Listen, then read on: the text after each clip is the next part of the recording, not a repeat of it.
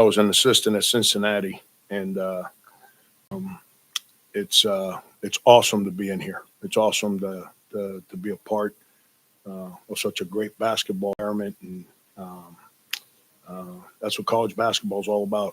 And it's one of the great places for college basketball. And really proud of my team. I told the guys after the game, I'm not one for moral victories. It's never been my thing. I think moral victories are for people that expect to lose, not people that expect to win.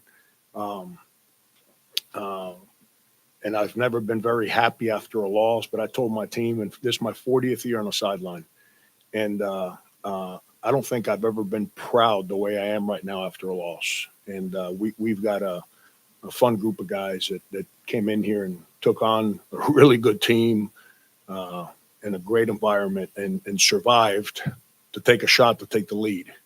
And that's all you can ever ask from your team. But somehow we got to learn how to make free throws so we can win these close games. It's disappointing, but they're young pups and they fight their tails off for me.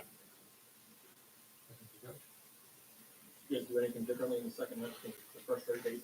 Yeah, going into the game, I didn't like our matchup at the 5, the way Anthony is running his offense with 5 out with Holmes at the top of the key.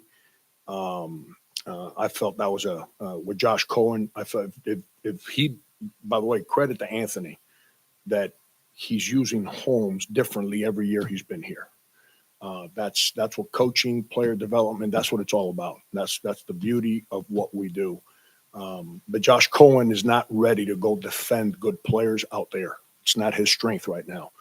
So going into the game, I had an idea that if our man-to-man was being hurt through that, that we needed to go zone to get them to stand around a little bit and not play through him at the top of the key. And I went to it. I think we're down 15, 16, something like that. When I went to it, and it slowed the game down a little bit.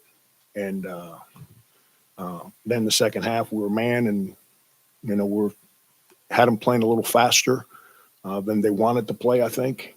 And I went back to the zone, and then I'm not real smart, and I'm a man-to-man guy. I've got a little saying that I live by is don't let stubborn make me stupid. And that zone was working. So I wasn't trying to outthink myself on that one. I just stayed with it. Tom. Coach against a lot of people with Anthony just pointing you away or something. You don't notice that during in the heat of the thing, or or really afterwards, or really something. Yeah, it's. I didn't sleep last night, Tom. There's a group of Miami guys here. You're asking me to get emotional now.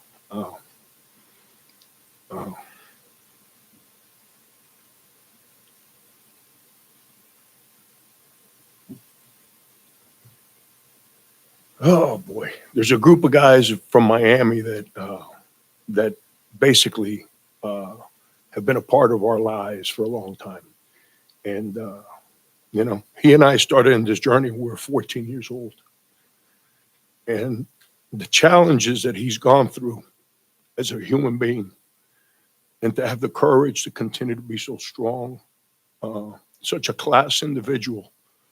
I'm lucky that I've had someone like him in my life.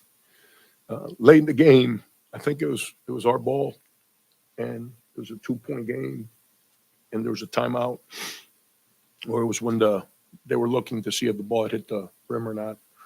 And we came out on the court. I actually looked over there, and I saw him sitting on the bench, and I couldn't figure out in that moment what would make me feel worse, whether we made a shot or missed a shot, because it's just, it's this business is gotten too fickle and too full of, I'm not going to say the word, where we all get judged on a daily basis on one win or one loss. Now, we sign up for it. We don't run away from it, but it's, I couldn't sleep last night. I just reminiscing our journey, our paths, our families, our children, where we both come from uh, and what we've both been able to accomplish as men. It was a hard night. I hate weekend night games. I wish today would have been a night game. I could have used a nap, you know. What do you think of the job Anthony's done this year? He's phenomenal, man. He's good everywhere he's been. I mean, he won in the SEC, and that university and that league tried to break him as a human being, and but, it's a shame. It's a shame, and he's all class. He's all about helping people. I just what he's done with Deron Holmes, where Deron was as a freshman to where he's at now as a player. It's two different human beings, and that's a credit to him and his staff. They don't make mistakes. That's why we couldn't make shots, because they don't make mistakes. Judge teams on who they are defensively. Offense is offense is real simple. It's an indication of your talent. If you got bad talent, you can run a great offense, you're not scoring. So when offense is a complete indication of your talent, defense is an indication of who your team is and what your coach is all about. And if you pay attention to his teams, his teams don't make mistakes, and they play together and they play for each other. And I'm biased, man. First paper I ever wrote in college, my freshman year, was about him. So I'm biased. You ask me about him, I don't think there's anyone better in this business. Yeah.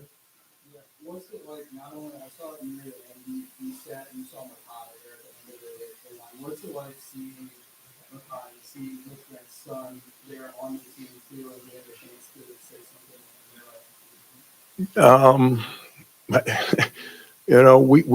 We get in this business, and we're so worried about our team and our responsibilities that we don't communicate with the people we care very much at this time of year.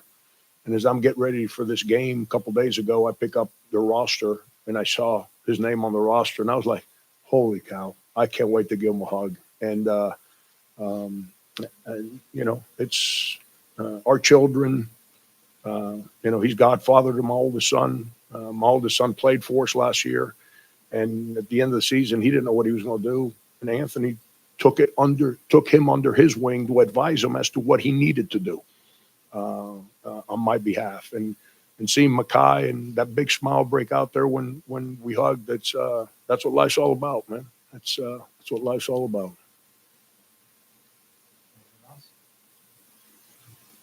Appreciate it.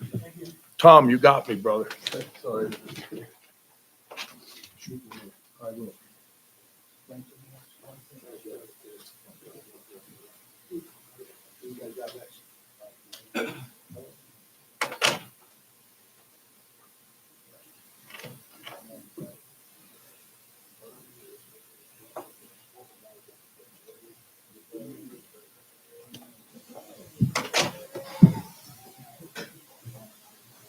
What's going on?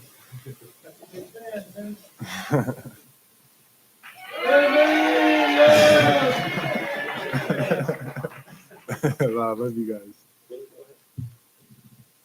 Ron, I'll start with you. How tense was that game? Seeing UMass all the way back into it and then holding them off. Yeah, that's definitely one of the better teams in the A10. They did a good job of doing pretty good on the defensive end against, especially in the second half. So we struggled a little bit figuring it out, but we got the win, and that's what matters most. So, but we just got to look back and reflect on what we could fix and go from there. What does it mean to you to make a tribute to the victory like that's a big match? Means a lot to me, just being able to be involved and impact the game and impact winning. It's what everyone here wants to do, Guys, it wasn't the first time you've seen them this year, but what made it so effective for you? That's a good question. That's something we got to look back and see. They did a good job of being more active than usual. We just got to figure out how to, because usually with zone, it's just spots you got to be in and know where to go and cut. So that's something we were struggling with figuring out during the course of the game. But after we see it on film, we'll have a better understanding of what we need to do next time. So Ron, I know you guys are aware of the offensive rebounding. yeah, Problem was initiated again today. What do you guys got to do to solve that? we just gotta have everybody come down and rebound. It starts with me, starts with the leaders, and then we just got to do a better job. You know, that's something that we work on, but we got to do a great job. Credit to them, very good offensive rebounding team, but there's no excuse. So we got to fix that. That's something moving forward that we're gonna get better at. So no doubt in my mind that that's something we're gonna be okay with. Jimmy, how have you stayed sharp? You played for a couple games there, but the last couple games you got a chance. So how do you keep ready? Just day in and day out, just controlling what I can control and doing the same things, and just keeping myself in a great mindset and a great mentality, and understanding that like it's not just me, like it's not just an individual, it's a team thing, and we're all here trying to do something special. And sometimes it takes sacrifice. Didn't it just feel good though to be out there in valuable minutes? You hit the first 2 threes and grab rebounds, diving on the floor, crowds cheering.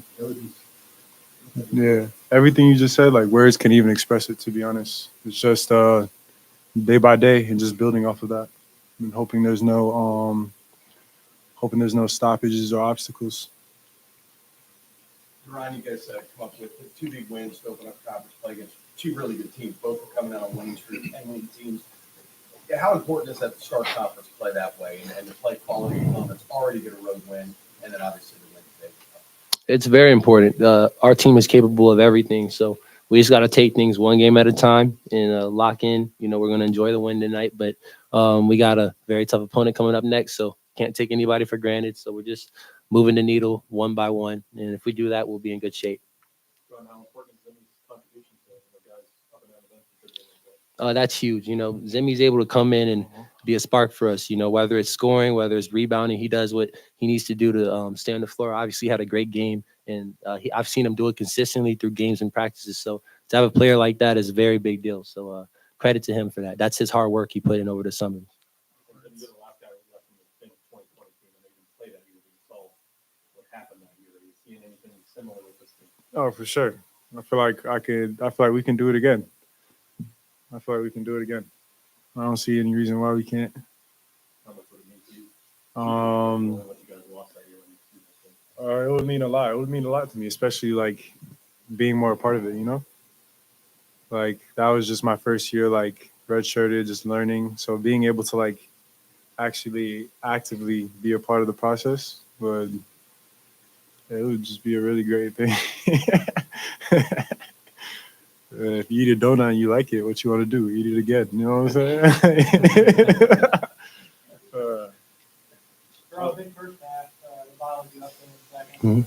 Frustration at all? Kind of, you know, that's just, I got to figure out what to do in those situations. Usually I do a pretty good job of adjusting. When they switched to zone, that's what kind of got me. So I just got to figure out what to do when we get stuck in a stagnant, because man-to-man, we were doing a very good job when they were guarding us man-to-man, moving around and stuff. But when they went zone, I just got to do a better job of understanding what I need to do to impact the game, whether it's scoring or making the right reads, right passes, and just feeling it out. So that's why I kind of got frustrated, but I'm just glad we got the win and pulled it out.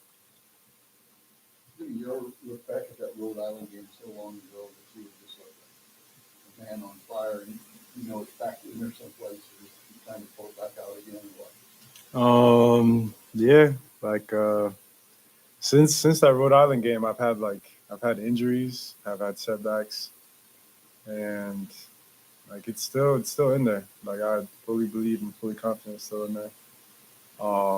It's just all about the work and consistency. You missed one game with the Columbus, right? Did that affect you longer than that, or was it easy to get back to the rotation or anything? I don't know. No comment on that. For the weekend in 2024, are either of you two resolution guys? Have you got any successful New Year's resolutions this year? I would say yes. Mine was simple, just to keep working hard, and that's what we've been doing as a team. So I'm excited to be able to go into the year with these guys. I'm not really a New Year resolution guy. I'm more of like a day by day, like living like a mini life every day, to be honest, and taking it that way. How was that? Coach Ellis? Yeah, I think he's going to be okay. We don't fully know what's going on, but I think he's going to be okay. Yeah. So we're praying for him and everything. So Hey, Veron, I know 3-point shooting is quite improved this year. They were talking about Kobe Bragg and stuff like 500 a day or something. Do you have any kind of routine like that? yeah, me and Nate, we shoot after every practice. Kobe's been joining in as well. We get up a lot of shots, and it's just consistent. So that's something that I've been working on since the summer. Just being consistent. I understand there's going to be nights where I'm not going to be the hottest, so that's where I have to find other ways to impact the game. But it's all going to catch up because the habits that I've put into work before. So if you work on something hard enough, it will show. So that's my goal, is to be able to help it impact our team in winning. And I feel like I've done a great job with that. And the rest of our guys do a great job with that as well, because we're a very good 3-point shooting team.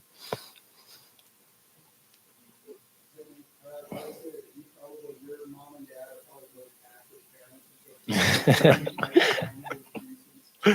To have the support of them, whether it's on social media, in person, on the home, road, they're always, it feels like parents are always there. These same things, they're always there. What is that? It means the world to me, because I know it's not like that for a lot of people. And yeah, words can't even describe it. Yeah, it means everything. This day and age, social media is a very big deal.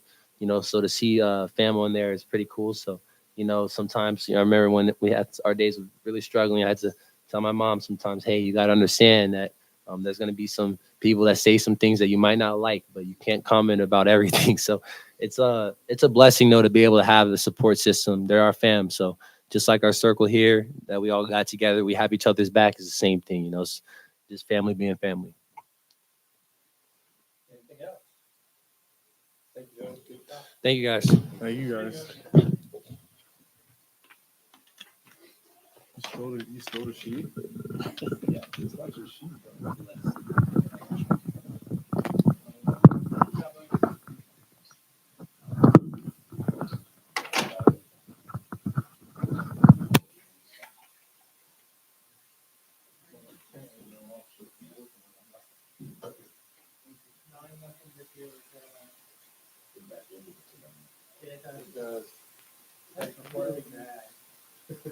There's a lot of bad teams in the postseason. It is. A lot of bad teams.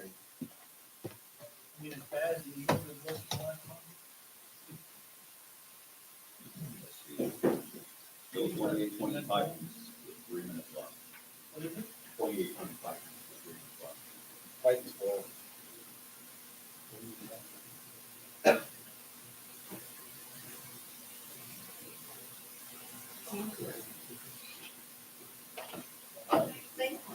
There you go. Yeah, they're strong. Well, there you go. Well, too many things coming through, I guess. I'm going to say, as soon as it gets off, that's okay.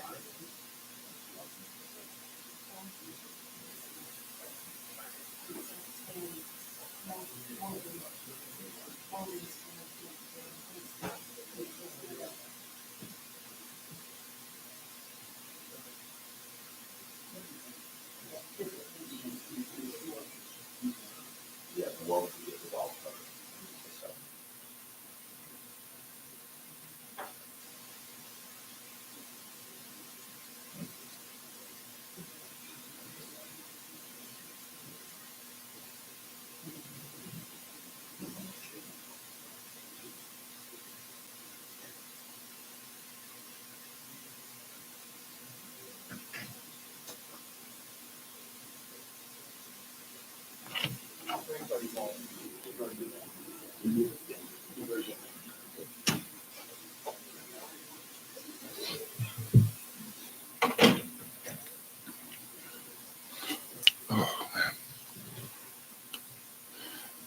Yeah, well, I felt like, obviously today, we faced some adversity, with Elvis going down early, and then obviously the second half, some of the adversity was self-inflicted. Some of it was a result of, UMass doing a really good job from a defensive standpoint. They were able to impact us on the offensive end with the press and with the zone, right? And so we struggled from an offensive standpoint in the second half. And then, like we knew, they're a terrific rebounding team, and they showed that today. 20 offensive rebounds. They got back almost half of their misses, and we're able to make it a 2-point game going into the last what we call a war, the last 4 minutes.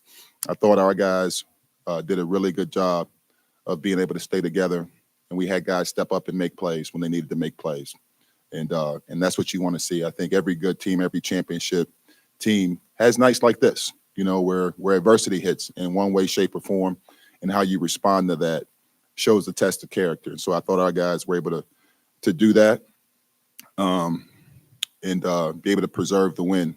So I always talk about opportunities to learn, and I much prefer to learn through winning than to learn through losing. And hopefully this is an opportunity for us to learn. We got a few days here before our next game, so we'll be able to look at some things.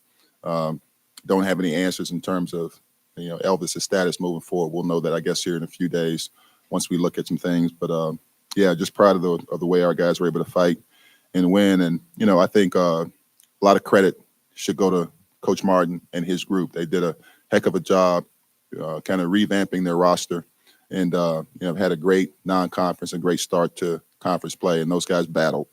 They're physical. They play to his identity, and so yeah, I think that showed up tonight. On a personal note, certainly, a lot of guys from Frank and I's history were, here in the building tonight. He has several guys that we coached in high school. One young man I coached in college, Brett Nelson from over in West Virginia, is on his staff.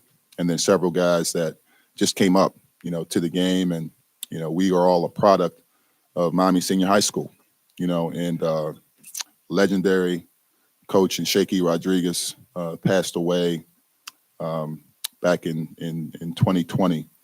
And his presence was felt in the building today by so many of those guys that are men with families now. And, and I think as you kind of like a full circle moment for me, because known those guys since they were teenagers, and to see the men that they've become with children of their own, and the love that they show, that they have. We don't see each other on a regular basis, don't talk on a regular basis, but just the love is there. And so, this was a special day, and I know Shaky is smiling down, on everybody. And so, yeah, it's a lot today. It's a lot today. Frank, but 20 feet away from you. You know, he lives since he was teenagers. Yeah. Families who live in Florida, and just what that's like. Yeah. Yeah, just the ability to kind of separate that, in the competition, before the game, and then after, we always talk about this, it's I know it sounds cliche, but, I root for South Carolina. I mean, I keep calling South Carolina, UMass, to win every night, every game they play. If I get a chance to watch, I watch, and so on days like this, one of us is going to walk away disappointed that our team didn't win, and each of us is going to be disappointed that our friend's team lost, and so that's just a part of it. We get it, I'm proud of Frank. I think he's done a really good job, just putting his stamp on that program and on his guys. You talked about slowing the game down. Maybe got you guys a little stagnant in the second half. Did you guys try to counter that in any way?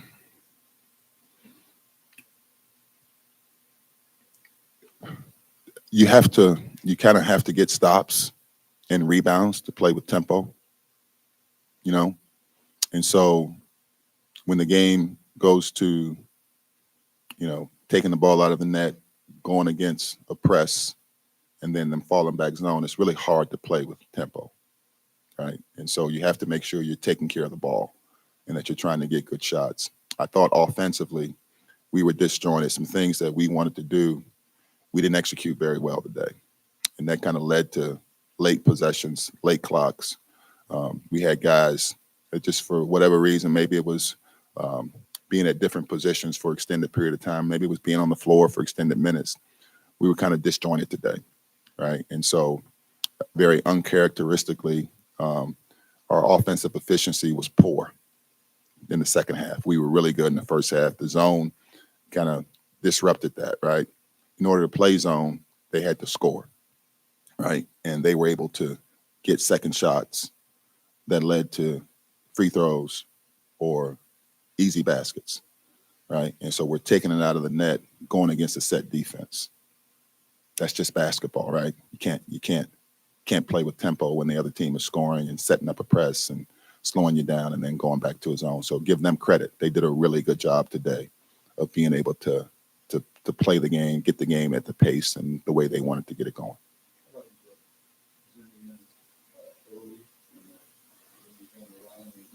Yeah, Zemi did a great job. You know, he gave us really valuable minutes. I thought he was really active on the glass. He was able to knock down a couple of shots for us. Those were very, very, very valuable minutes. No, he stayed focused. I mean, the playing earlier than I said he wasn't playing. There's always the opportunity that he might arise today. Yeah, I think it's just his character. It's his commitment to his teammates, you know, and I think that's the quality of guys that we have on the group. You never know when an opportunity is going to present itself, and proud of Zemi for staying ready. 105, the last 2 point game, you called timeout, put Isaac Jack in there a little bit. How big was he? He was huge. He was huge. You know, that defensive, I think it was 2 defensive possessions in a row. They went inside. You know, he was able to provide a level of physicality that prevented them from getting, you know, maybe an easier opportunity at the rim. They got a late clock opportunity that he was able to impact the shot. And then the very next possession, he was able to come down with the rebound, get fouled, and knock the free throw. I think he made both free throws, or made 1 of 2. But those were huge minutes. Those were however long it was. It was a huge piece to us being able to get the win. And, you know, again, he didn't play a lot in the second half. He played a very, very limited role in the second half. But when he was called upon, he went out and did what he needed to do to help the team. Right? That's to me huge. That's huge, you know, because it could have been about him, but he did what he needed to do to help the team. Right? And so I think that's showing the character of him and his teammates.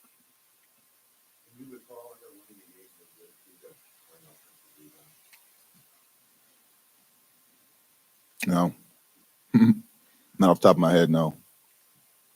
Yeah, there is a lot.